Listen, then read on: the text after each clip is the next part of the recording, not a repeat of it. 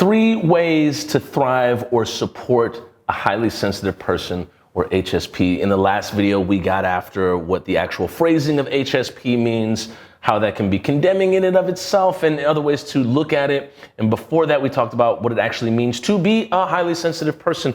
And right now, we're just talking about how to thrive in it and how I believe personally that it's a superpower. And I remember being told this in high school right off jump. I had gone through a breakup, and I was just about to say it was a pretty serious breakup. If you're an HSP, they all feel serious, regardless of how you felt about the situation, at least for me. And I had gotten out of this relationship, and my swim coach, he said, I think you should go talk to the school counselor. And I had gone to his classroom in between classes and just talk and jive with him. And he was like, yeah, Tassan, I think you should go talk to the counselor. She's gonna give you some good advice. And so I went and talked to the counselor, amazing, amazing human being, and has impacted my life to this day. I don't think there'll ever be a day that passes where I won't be thankful or grateful for going to that counseling room. And immediately off the bat, she said, I think that, being a highly sensitive person is a superpower. And I was like, cool, who are you talking to? Because I'm not a highly sensitive person. This is like 15-year-old Toussaint, just like, yeah, highly sensitive. What? Who? I was so defensive at that moment. I remember feeling like, how dare you call me this? And that's part of the process, man. That is part of the process of really going through your emotions and understanding who you are with them. And she assigned me to the highly sensitive student group. And I remember walking in there, like, at first I was like, I'm not going to this. This is some old BS. And then I finally went one day, and it was like the Umbrella Academy, or like the Professor Xavier's mansion, like for the X-Men. I walked in and I was like, what the heck is going on? Because everybody in the room, I did not ever expect to see them in that room. And we were like polar opposite people on the surface. However, in this particular situation that our counselor had assigned, we were all feeling pretty much the same. And she then reiterated it, and we kind of talked about it in the group about how it feels to be a highly sensitive person, for it to be a superpower. And I know that this is of benefit to you, regardless of your age, regardless of your circumstance, because we talked about this in the first video, once you understand and recognize that you are a highly sensitive person, or you are supporting somebody or in tandem with somebody who's an HSP, you can then start to really make the best of it, which for me was figuring out, this is the 3 things that we'll run down, figuring out a field of art or industry that I could use this ability to thrive in. 2, figure out how to use that ability. And 3, how to sustain it.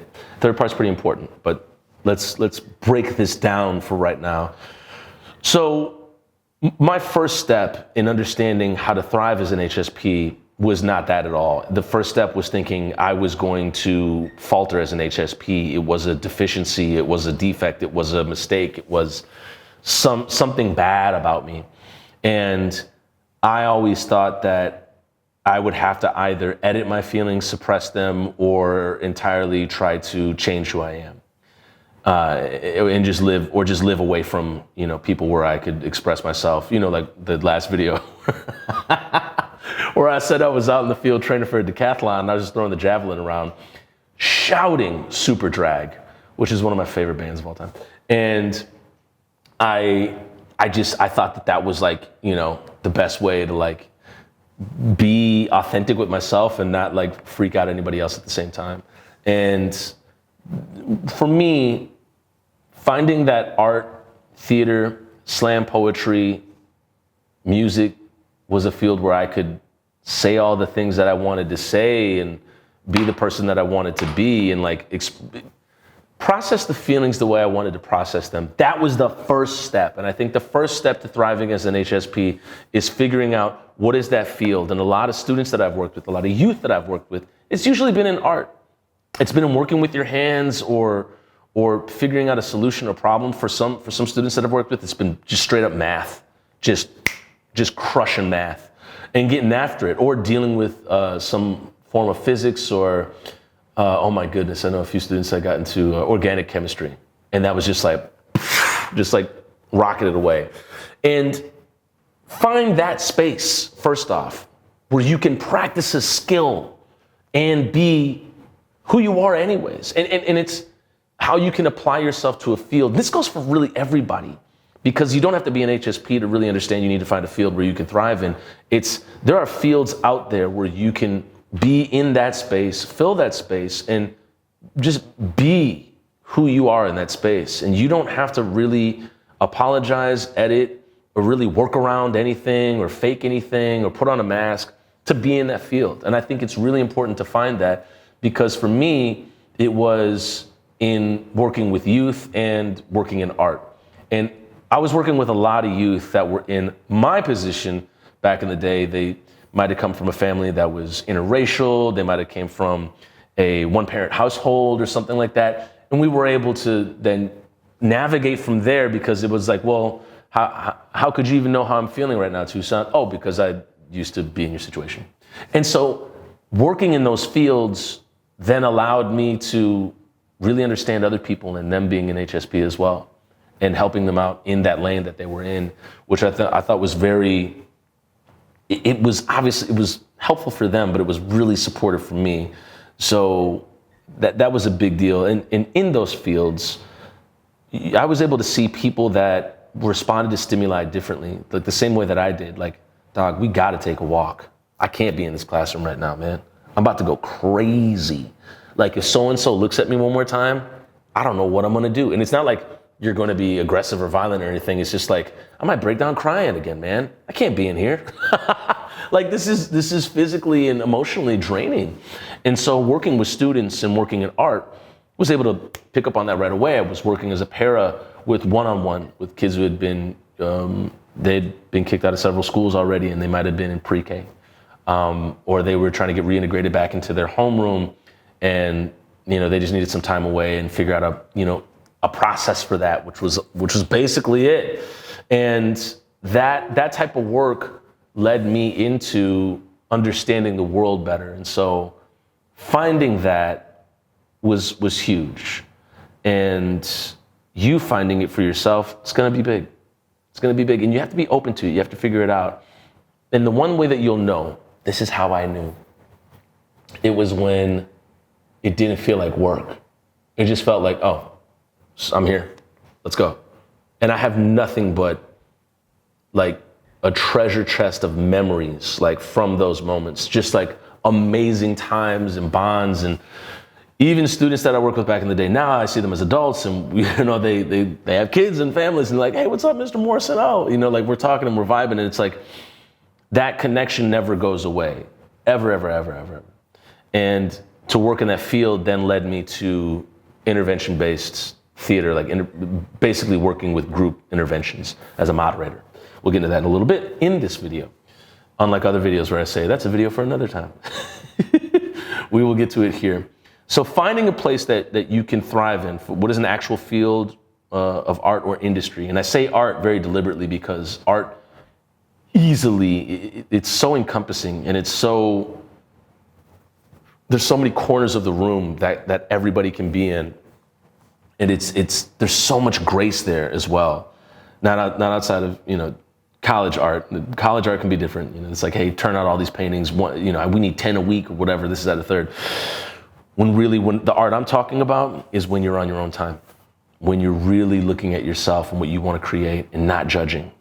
It's focusing on the right things, not focusing on all the things, and just really taking your own time and being really gentle with yourself and giving yourself grace in that field.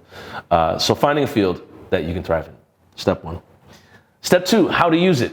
So I think this is important, because when you're using your superpower as an HSP, what you're also doing is you're putting yourself in somebody else's shoes. And one of the things we talked about in the first video was empathy. It is a big to-do with being a highly sensitive person and being categorized as a highly sensitive person. I will start to, as these videos go along, I will begin to reframe the wording of highly sensitive person, because I know that it can be. And I'm learning a lot as I make these videos too, but you begin to understand that the empathy tool that you have as an HSP, you're able to really feel other people's feelings. Like you can see somebody else's situation and just start crying. And the way that I started to use that was questions, talking things through. And when I got into the field that I was in, this is a combination of activism, working with youth, and art.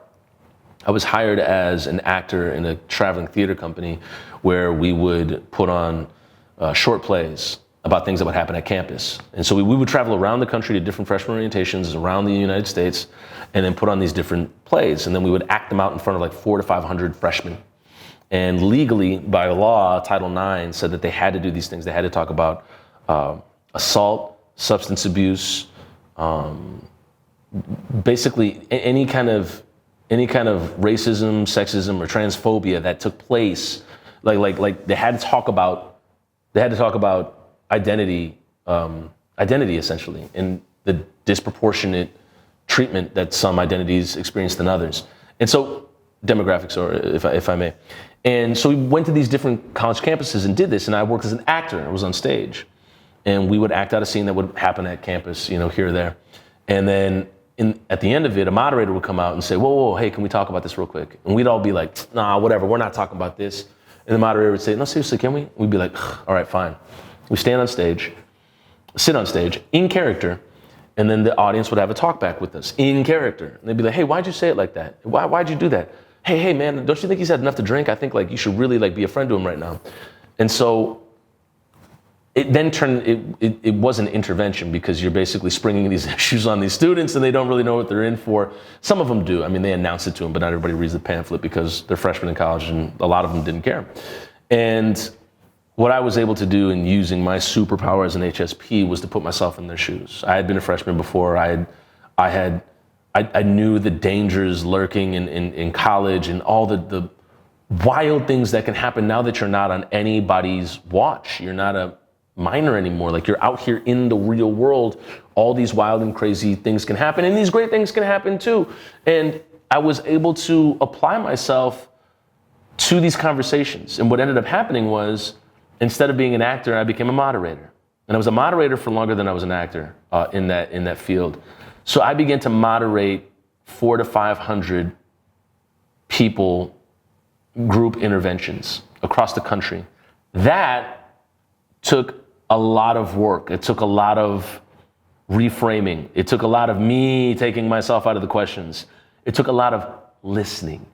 And I think the operative word is listening, and operatives are listening and talking through when you're using your superpower as an HSP.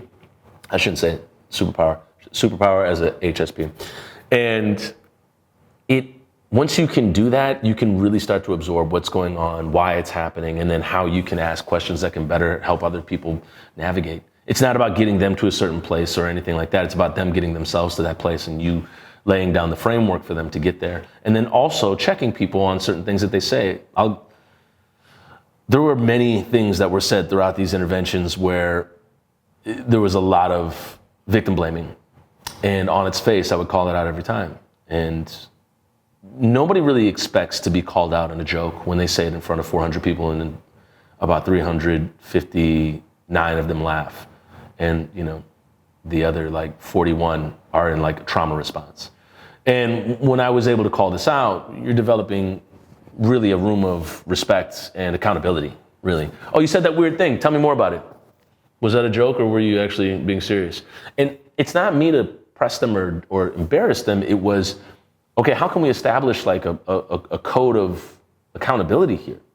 And for me, feeling things as deeply as you do, you want other people to feel that they're going to be in a space where their experience is respected. And so if somebody's joking about it and laughing flippantly about it, you want to be able to check it and be like, no, but tell me more. And that helped profoundly, because every time we wrapped up one of the interventions, survivors would come up afterwards and say, thank you so much for, at bare minimum, holding this person accountable and keeping the discussion going further along.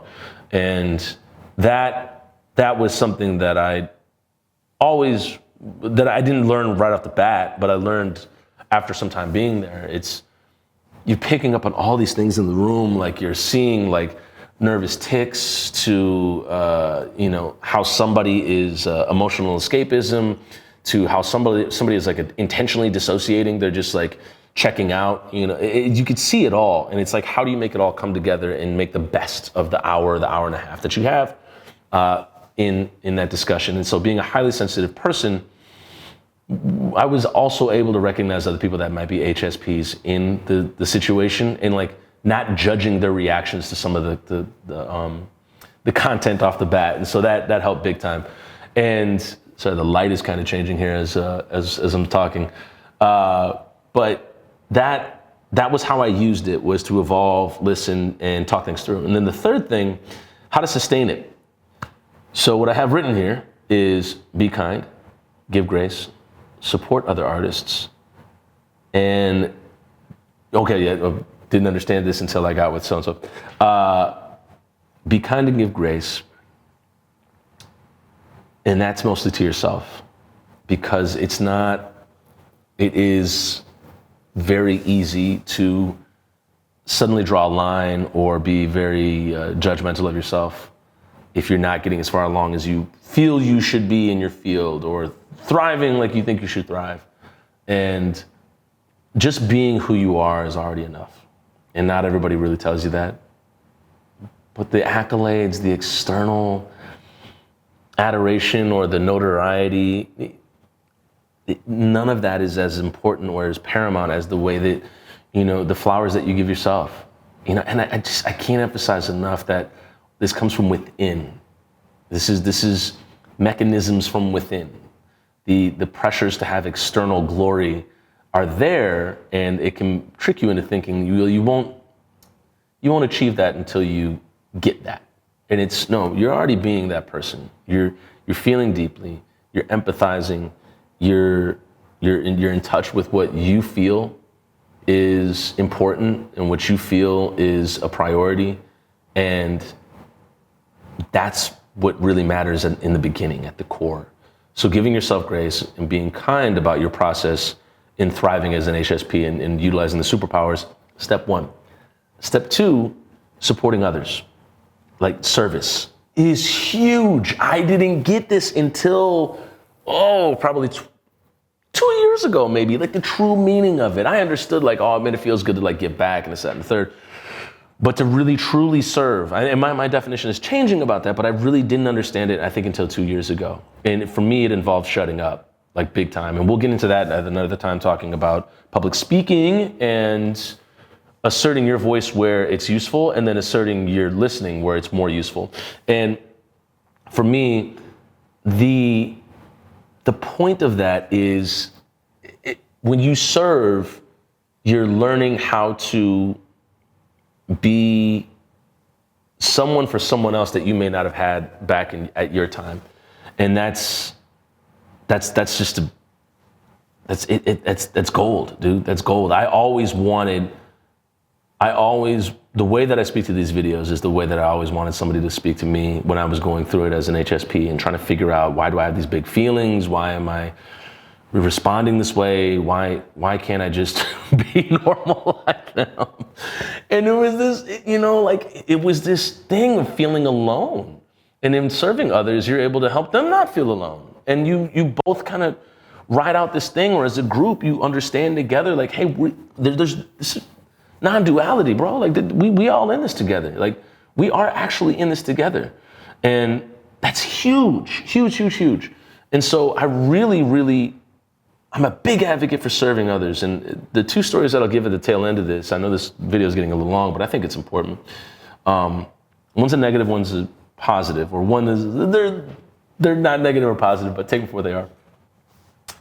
I had this sense of feeling, and this goes to, I covered the first step, but not the second two. I knew the field that I needed to be in as a highly sensitive person. I was like, all right, we're doing art, we're doing music. And how to use it, I was just all about myself.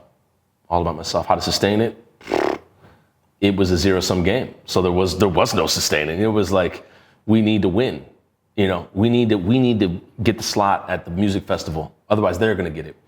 And I always had it in my mind that the city that I live in has it out for me, and that we're shadow banned before there's even shadow banning. And so I always thought, you know, like it was us against the world, and that really wasn't it. And so, yeah, I was in my field, I was doing my thing, and I was, you know, trying to help out other artists by, you know, maybe directing them to other places, but never really like giving them the coat off my back, you know, or anything like that. And I always thought it was like, you know, kill or be killed type of thing, like, you know, zero-sum game. If you win, I lose. If I win, you lose. Or if I lose, that means you win. And in that frame or that state of mind, the way I was being was always competitive. It was always just diabolically, it was just, there was no community, there was no cooperative, no collaboration. It was all scheme. It was all game. And you can't, for me, I can't do the art that I want to do unless it's helping other people, you know, or like at least just being about the team. And for me, it was that, and sometimes there was a bunch of infighting amongst the band, and it's just, I felt that it was us against the city. And there was a certain point when it wasn't that way, and I still wanted it to be that way, because that meant that it was the devil I know and not the God I don't. We'll get into that one later in a different video. And I felt comfort in knowing that, you know, or this prescribing to this idea that, you know, it was us against the world. And that never served me. It was a belief that never served me. And again, it was a belief, and I didn't get over that until I learned how to use superpowers as an HSP and then sustain it by serving others. The second story I'll give you, this is just me in a childlike state. This was in high school. We would pass around notes, you know, during class and whatnot, and I had gotten really into the notes. I thought notes were cool. I thought writing was awesome. And I thought writing in a notebook with like different colored pens was awesome too. So we get these Jelly Roll pens, and I would just like write my lyrics in a notebook and be like, oh man, it's so cool. And so I got this idea. I was like, well, I'm training for the track season, it's senior year. I'm gonna run to all my friends' houses and drop off a letter in February. February in Minnesota, as you can imagine, -20, -10, 2 degrees. It's hellacious. So I set out and I ran everywhere, and I had these letters that I wrote. And looking at it from a non-HSP like standpoint, yeah, somebody could see like that's wildly dramatic. You're running in the cold to drop off letters to people. Boy, quit. But also, it was just the way that I processed my friendship. I was like, hey, I want to write you a letter, I want to drop it off. And that's that. And so I thought that was cool, and that's just the way I wanted to be about it. And that was like a unfiltered way of being that human. And to this day, I look back on it and I'm like, that's a beautiful thing. Do it again. Go for it. It might be a longer run because I have some friends that live on way different parts of the town. But that was part of me utilizing the superpower, was just spreading love, being like, yo, what's up? And then I think that stories and calcified, archaic ways of being can be reported to us from the outside world, and we're like, oh, we have to be that way? Oh, yes. You know, it's a competition. Oh, it's do or die. Oh, we have to be that way. So yeah, those are the 3 ways to thrive as an HSP: to find a field that really uplifts and upholds your greatest interests, find a way to use it, and then also find a way to sustain it. So I wish you the best of luck with that. We will see you in the next video. Again, this is a series of 5 or more. We'll see you in the next one.